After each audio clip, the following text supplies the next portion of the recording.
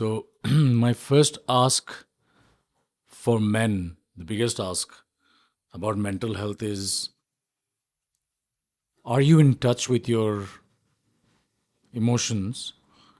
And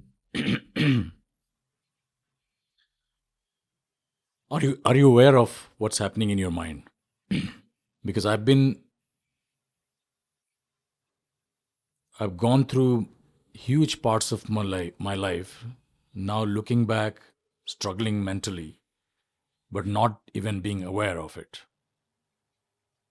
Because you think first thing is that's okay, you're feeling pressure, you're struggling, things are not going well, you don't have answers to your questions,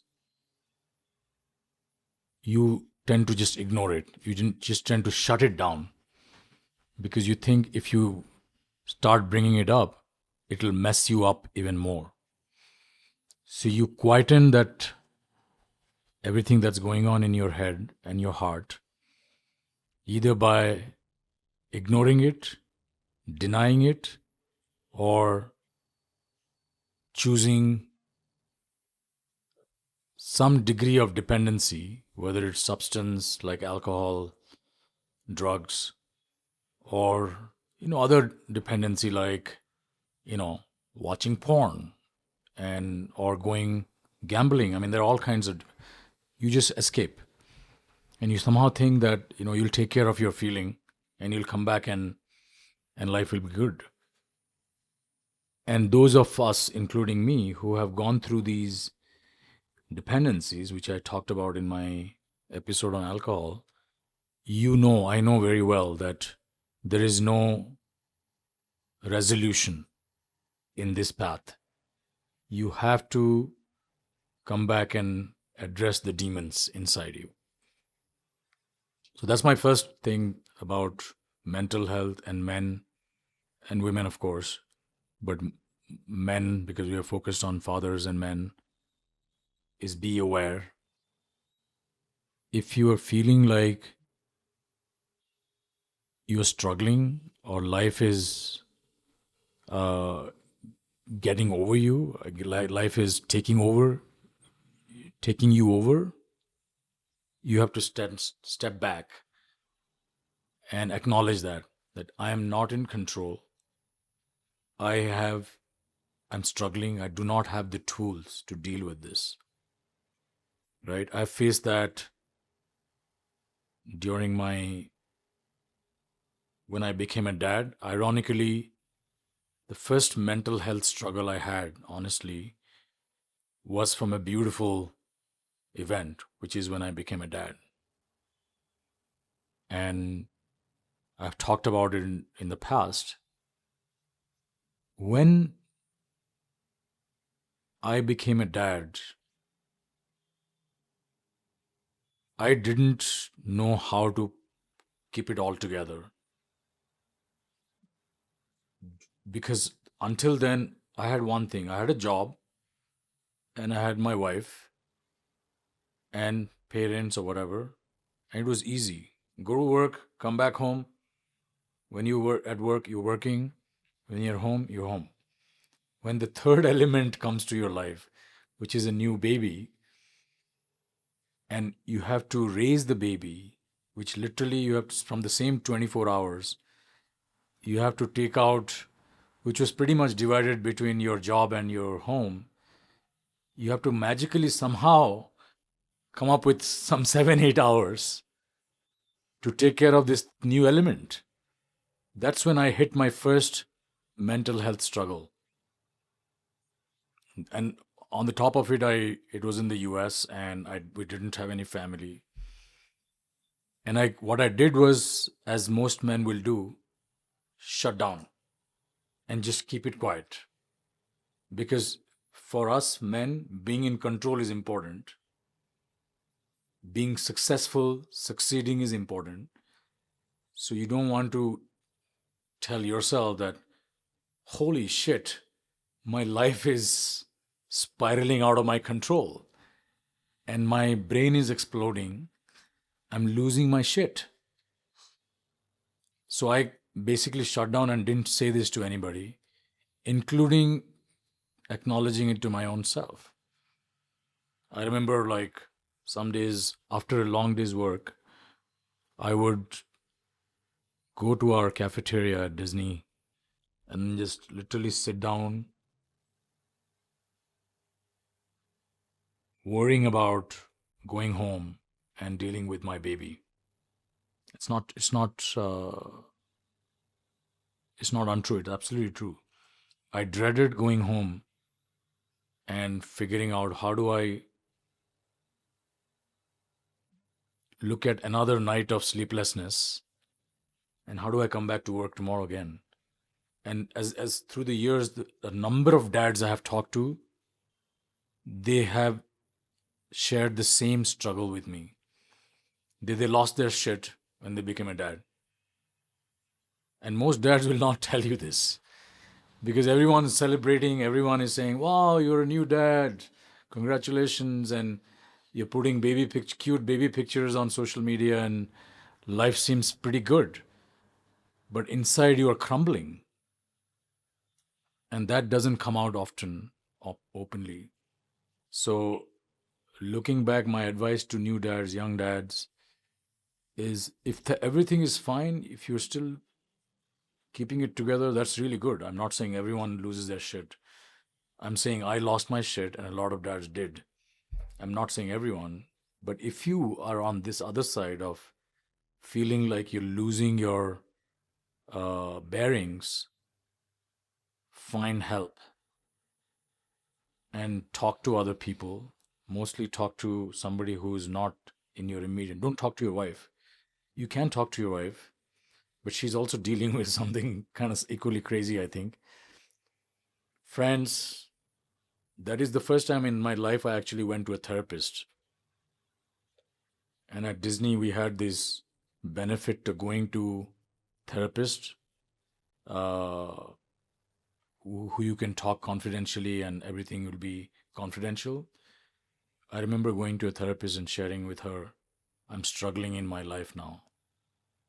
I'm not able to do my job well. And I actually hit a low in my job because I started focusing on home and I could not see my wife struggling alone.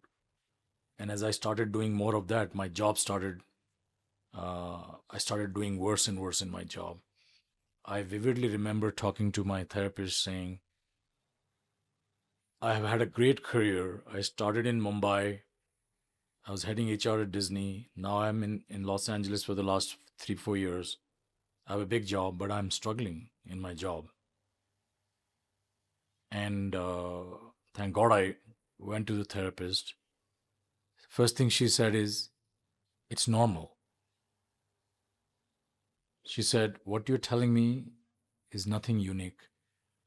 I hear you. I know you're struggling, but first take a breath because a lot of other people are going through this.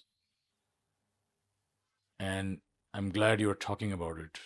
So that's kind of the backdrop of my mental health awareness journey. When you say you're dealing with stuff, what does that exactly mean? Because that is something that world can't see.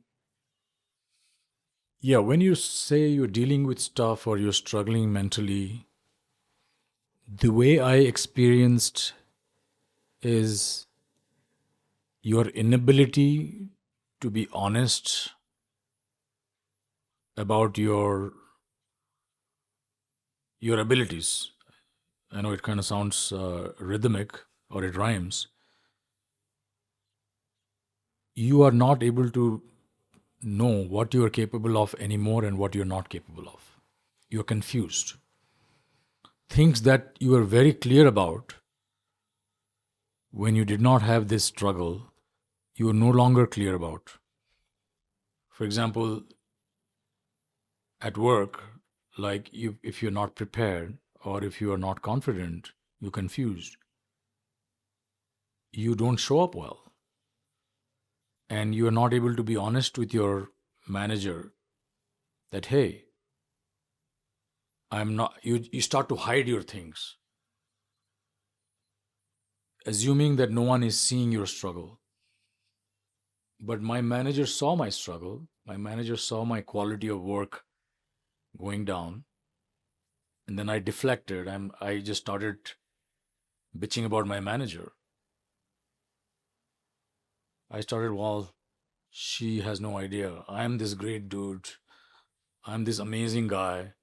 How can I not be doing well? But now I know she was right. My quality of work was coming down. I was just not accepting it. And so when you say everything looks good from the outside, that's what I was trying to portray. That I'm the same successful guy. Look at me. Nothing has changed. But inside, things were just kind of crumbling. So you're struggling inside to keep things together in terms of your clarity, your direction, your work, but you are not accepting. During this point of time, how are you able to handle stress? Well, you're not. You're Hmm. not able to handle stress. What you're doing is what I did is, like I said, I started deflecting my manager's feedback. Hmm.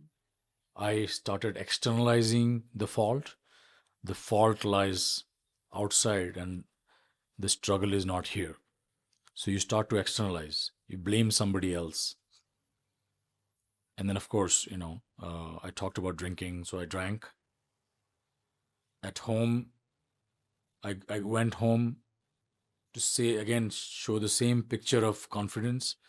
Did not share anything with my wife, but the stress was piling up. So my temper was becoming shorter and shorter. I started becoming crankier and crankier, but still trying to project this I'm in control image. And the stress starts to build inside you. You wake up in the night sweating. I have woken up in the night sweating, panicking about a meeting that I wasn't prepared for. And then I somehow,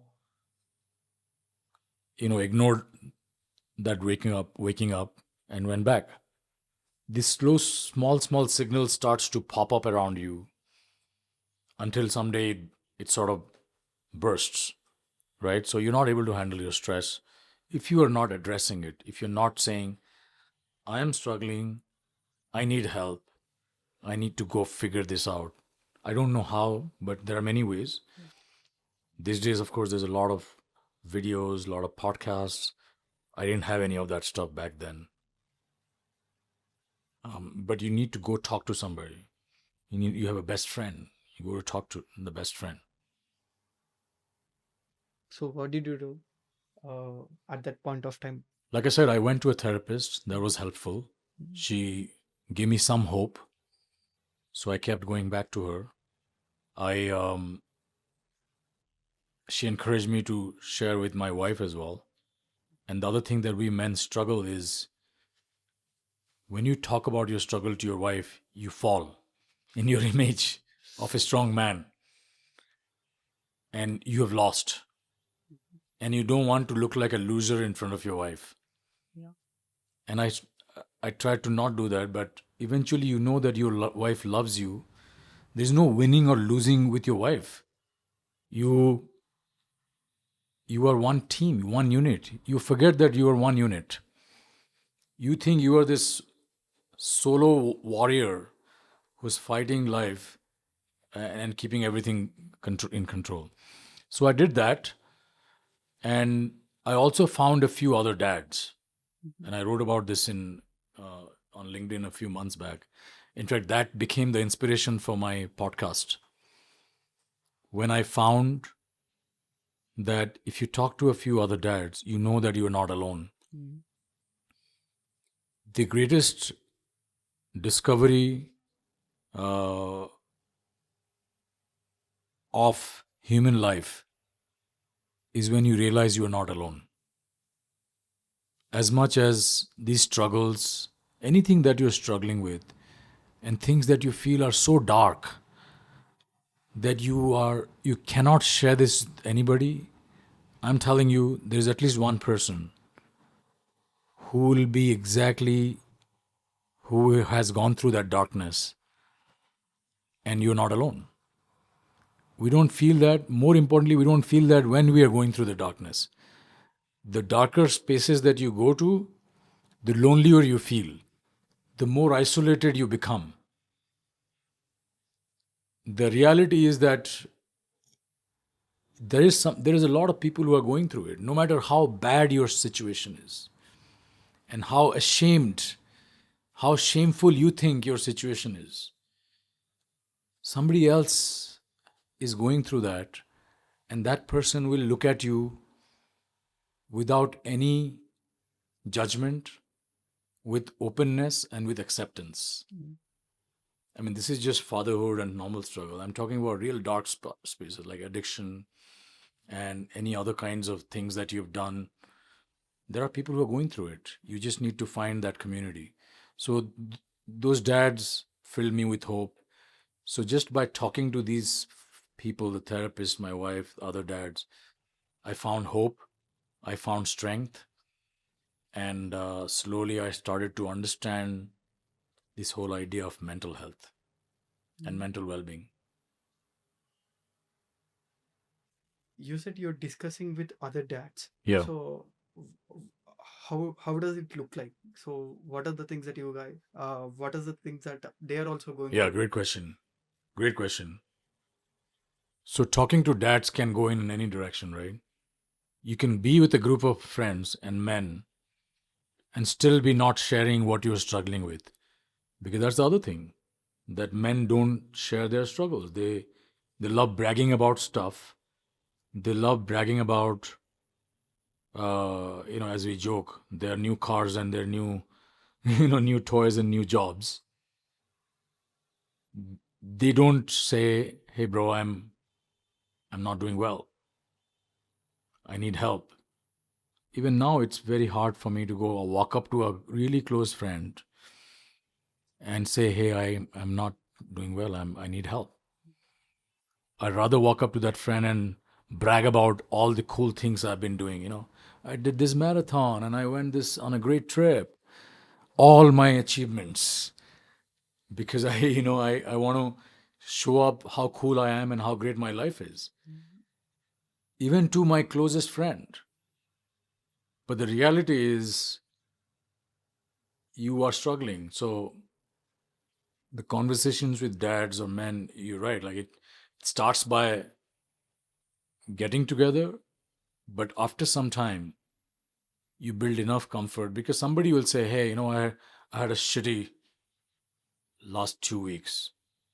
Even if the language is kind of like braggish, like I had a shitty, the body language will, "I had a shitty last few weeks." They won't say, I'm losing my shit, right? They will say, I have a terrible last 3 4 weeks. But slowly, somebody will say something, or you could start something. Say, "Hey, you know what? It's not going well for me in my job." Um, Even if you're sort of laughing about it. So slowly the window opens and the space opens up. And then when you say something, then the other person will also say something. You'll realize this. As long as you go to a group of friends, and if you start bragging about your shit, your friends will also do the same. They'll also talk about how great their job is, what is the coolest thing that they did. But try telling them, "Hey bro, I haven't slept well in the last 3 weeks because this big thing that I'm dealing with." Then you know what? Their other friend will also share something that they're struggling with. That is the beauty of sharing. Vulnerability begets vulnerability. Showing your own struggles opens up someone else's struggles. So if you are seeing others are not opening, you open up. You take a risk. That's called taking emotional risk. Knowing well that first thing, you will come across weak. You should be okay to do that. Also, knowing that maybe others will not respond. So that is why it's called risk. If you can predict how they will respond, it's not a risk. If you share something deep and personal, not knowing how it will be received is a risk. Yeah. But more often than not, people respond, people acknowledge, particularly if they're your well wishers, they're good friends. And then things open up. So that's how that conversation looks. So, in this journey, you discovered that you had ADHD Yes. and ADHD, and on the other side, mental health. Yeah. How you used to deal with both these things, and how are things now? Yeah. Yeah, I mean, we've talked about ADHD a lot, so I won't go into the depth of Yeah. it. But the diagnosis of ADHD is was a profound discovery, because things that you've been finding yourself guilty for, Mhm. actually you're not guilty about that. The fact that I'm not very good at a few things, like following through, like a rational brain, or rather an impulsive behavior, I was holding myself guilty for. So the discovery of ADHD lifted that burden from me. But it could result in mental Mhm. well-being issues, right? When you're feeling guilty, then you will not be feeling well, which means you will be struggling emotionally, mentally as well. So there, you're right. So it's two sides of the coin. So the awareness of ADHD has definitely helped me in my mental well-being, because now I know what my opportunities are and what I'm not guilty for. It's my own brain. It's my conditioning, it's my wiring, which I was born with, or which I how that's how I'm wired. It's not my behavior, it's my wiring. If I go late, or if I can't plan properly, it's not my behavior, it's my brain. So I am much more at peace with my strengths and my weaknesses. So I'm doing much better emotionally and mentally. But it requires a lot of work. And you said you went to a therapist when you are in US, right? So, in society in general, it doesn't matter how many things you're dealing with. Going to a therapist and talking to them is seen as a um, you know uncommon thing, and there is Yes, always a fear of judging. yes. So, how do you see this? Yeah, great point. It's still very nascent in India. Therapy and going to therapists to seek help is very nascent. The more I talk about at work and in my social circle, the more I realize uh, how small this conversation is, and there is definitely a lot of judgment about it, which is why I've been talking about it, writing about it, speaking about it on the podcast. So that's that. But it's very prevalent in the Western world. You know, it's very common. In fact, one thing, you don't need to be in a really bad place to go to a therapist. You should do that. But even normal, functioning, successful people usually go to therapists so that they have an outlet to discuss their life and get perspectives. Mhm. So it's healthy, perfectly healthy, to go to a therapist and have conversations, because what they do is they ask you questions, they they open up your mind, and they connect you with some things to do about your own inner self, your childhood, through their tools, and you always walk away feeling more understood, more heard, and more seen. So I'll tell you a joke, actually. Not a joke, but a funny thing that happened. I had once gone to just a friend's house for dinner. There were a bunch of people in the dinner, and I was in my career break that time. And of course, a lot of I'm not judging them, but a lot of men asked me, "Hey, what are you doing these days? Like, what do you have to do?" And then I ended up saying, I do therapy. They're like, "Wow, you do therapy, and that's a job. Like, that's how you're filling up your day during your career break." And they had a good laugh about it. I told them it's serious. and how much valuable it is for me. And clearly, they were not convinced. So you're right. There's a lot of stigma around it, particularly amongst men. And slowly, I think the younger generation is embracing it more, is accepting it more. I see, younger people being more comfortable in talking about therapists and the help that they need. But my generation, even my next sort of, next level of generation, which is 5 to 10 years younger, even that it's not prevalent. The new generation who are starting the work in the workforce, they're much more comfortable. So there's a lot of work to be done. My last sort of advice on this is it's normal, it's healthy. There are a lot of great professional trained therapists out there. If you need help, you should go, and it'll be great for you. So, in our last discussion of physical health, you mentioned that there are three phases of your life. In your third phase, when your mother passed away, uh, you have seen a life like the 2 week period where you're not able to move. You're like mentally holded there. So how you dealt with that situation? How you came out from there? Yes. Yeah, the most challenging emotional period of my life is when I lost my parents in quick succession. First my dad and then my mom. But when I lost my mom, it hit me really hard.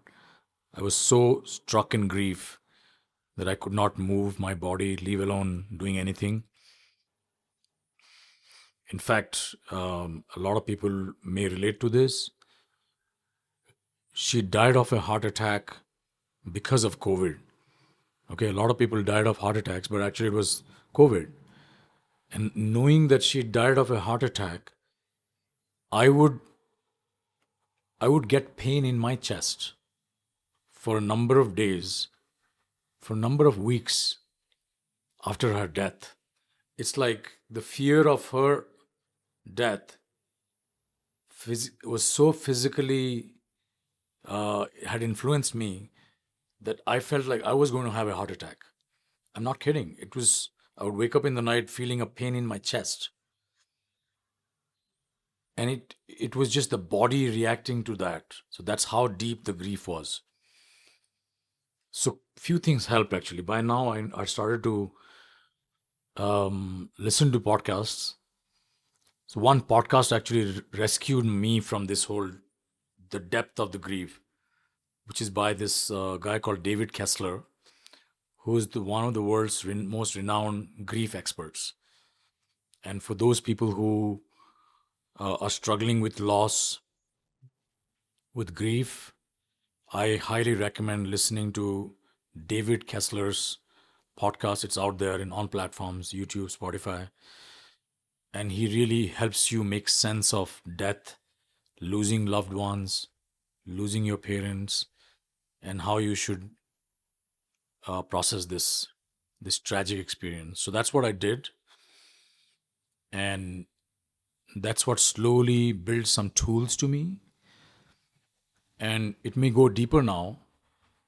One of the things that I did not know about death, you know, there are 5 stages of grief, which is well documented, which is, you go from shock to denial to negotiation to acceptance, right?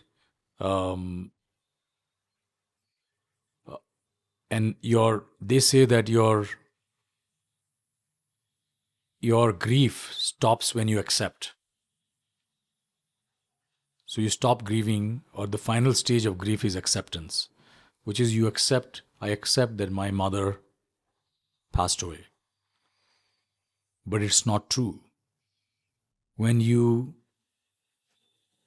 first thing that you never stop grieving. People say that, when you lose somebody, they'll say, give it time, it'll go away. That's our common language in society. Time will heal.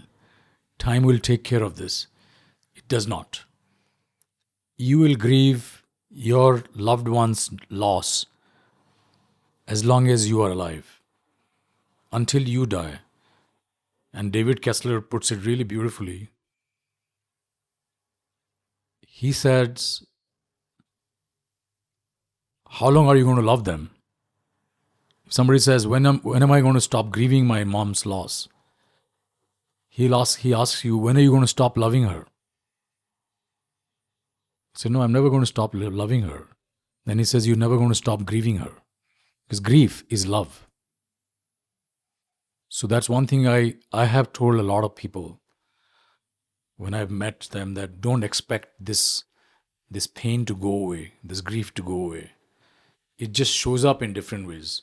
First, it's deep physical pain, then it's emotional pain, then it's memories, and at some point you think about it in ways to celebrate their lives, that my mom taught me this. And then comes meaning, that you live for them. A lot of times say, I lost my dad. Now I live for what he stood for, right? When you say people, when I lose a close friend, and when people lose their children, they live for the meaning of carrying out their purpose. My child was this. I'm going to dedicate the rest of my life for his memory or whatever, right? And that's called meaning. So now the way I process grief, and I know you may not have asked me to go into this direction, but since you asked me about grief, now I live for the meaning of the loss, which is, what did my mom and dad stand for? They stood for love, they stood for serving the community, so I try to do that. And that gives me all the energy to live. I live for my children, right? That's how I process the grief. Yeah, channelizing it. Yes. So let's come to the corporate world side. Yes. So in corporate world, people say suffering is personal, and uh, sharing it out loudly seen like a bad thing. So what do you want to say to a young professional who wanted to succeed in life, like the process? Mm. How should they deal with all this stuff? Yeah, it's a great question. I think in the corporate world, of course, things are changing for the better. Employers, and I'm in HR, I do that as a part of my job as well. Employers are becoming more and more accepting of the importance of mental health in the workplace. There's a lot of acceptance and openness now. We celebrate mental awareness weeks and months, and we create conversations. We have employee resource groups, but still a highly stigmatized topic, still not a part of normal conversation in the workplace. You're supposed to bring your brave face to work, game face to work, and you deal with your shit elsewhere. So it's a taboo. And my hope and belief is that while you are not, I'm not saying that people should carry all their burdens and all their mental struggles and just pour it out in the workplace, because that's not going to help. But it's important for managers, leaders to say that mental health struggle is normal. I struggle with them, and therefore I see your struggles. So a lot of work needs to be done by managers who are leading teams and leaders who are leading teams. Otherwise, you can create as many policies as you want, saying we have mental health benefits, we have therapists. But if your manager, if you have a struggle, and I go to you, if you're my manager, and I say, hey, I'm struggling now, and you shut me down, that's the end of it. Yeah. I will never speak about it again. Right? Yeah. So to corporate professionals, I think a lot of work needs to be done by leaders, but to young professionals and young dads, my suggestion is find your own community, find some spaces to process your challenges, open up the conversations at work, but in a sort of ways that is constructive, not in the ways that is not helping, right? You can say to your manager, "Hey, I wanted to share something with you, and I've not been doing very well mentally, and I need some help." Mm. Then very likelihood that, not guaranteed, they're very likely that your manager will say, "Oh, I hear you. Thanks for sharing this." Or you go to your HR and say, "Talk about this." And don't be afraid to share your struggles in a thoughtful, graceful manner. And that's how you normalize this, right? If you hide it, you don't normalize it. So take it upon yourself that you will change the conversation. So let's come to rapid fire. Yes. What calms you down instantly? Yes. What calms me down instantly is, and I would request if we can make it a little bit longer instead of rapid fire, because I've been Yeah, meaning to talk about it, sure. which is one of the greatest tools that I've discovered in the last year, of meditation. So the quick rapid fire answer to your question is meditation. But let me take a couple of minutes to talk about the power of meditation. And it's been game changing, life changing for me, particularly because I have ADHD. But it's not just for ADHD. It's helpful to, it can be helpful to anyone. So what I do is, after I wake up, the first thing I do is meditate. Okay, using an app. The app is called The Way by Henry Shukman. And basically you can choose 10 minutes, 15 minutes, 20 minutes, depending on your time. And you just focus on your breathing and your mindfulness for 10 minutes.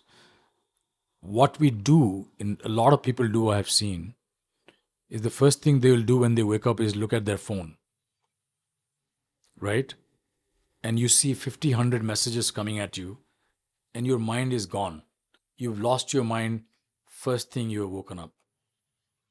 I try not to look at my phone for an hour after I wake up. I don't touch my phone up to an hour, except opening the app for meditation. And within that hour, I do meditation. And what that does is, it helps me first appreciate with gratitude. First, I do some prayers and then meditation. And you have gratitude, you feel your body, you feel your mind, you feel your presence. And immediately you feel a sense of calmness to embrace the day, to accept the day. So you enter the day with feeling in control of your body and mind, and not being hijacked by some crazy email or some crazy WhatsApp that you see. Then you have given away the control of your day to that WhatsApp message and that email.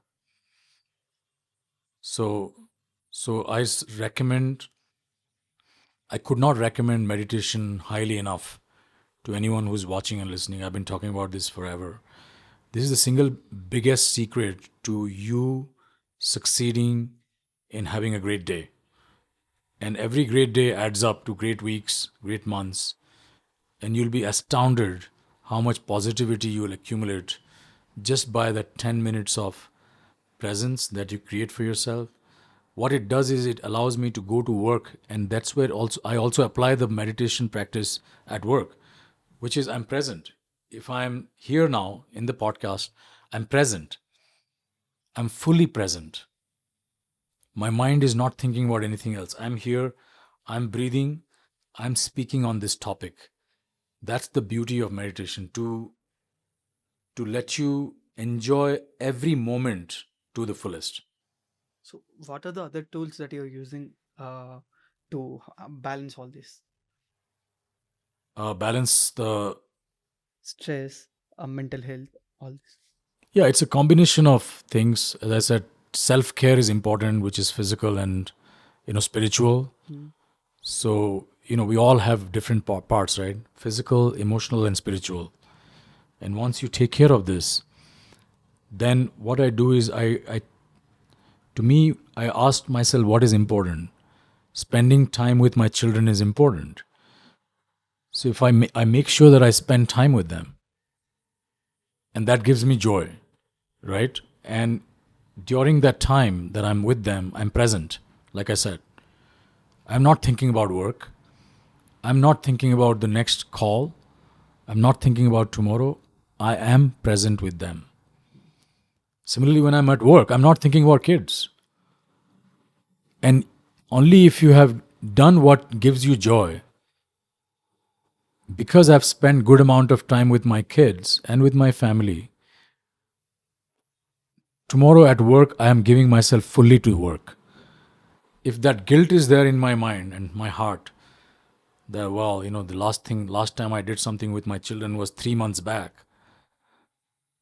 and I haven't really spent time with them, it will come and hit you at your work. You will worry about that. It'll keep eating away if that's important to you. Or if you have aging parents and if you feel like you haven't seen them, and your parents, you haven't talked to your dad or mom in weeks because you have been busy in your work, it'll come hit you at work. Your mom's condition or your mom's words will come searching for you at work. So if that's important to you, go see your dad, go see your mom, go see your friend. It's important. That will fulfill you and that will fill your soul that you can bring back to work. Yeah. So that's how I think about it. So let's come back to rapid fire. Overthinking or shutting it down? Um, I tend overthinking or shutting it down. I tend to overthink a little bit instead of shutting it down. I paid the price of shutting things down, and I don't shut things down. But I'm working on my overthinking and just thinking just the right amount. Talk or stay silent? I'm practicing more staying silent because there's a beauty to listen to other people, and then you can respond better. Work stress or family stress? I don't feel any stress. It's I'm just in a space of my life that I'm enjoying both work and family. One word for your mind today. One word for my mind today: joy. One habit for peace. Like I said, meditation. Can't talk enough about it. Meditation is the habit. One thing for parents who are listening to this. One thing for parents who are listening to this is this is your mental well-being is going to define your success, your relationships with yourself, with your spouse, with your parents, with your children, at work. Don't ignore it. It will define literally how your life, your financial health, everything depends on how happy, how balanced, how anchored you are feeling inside.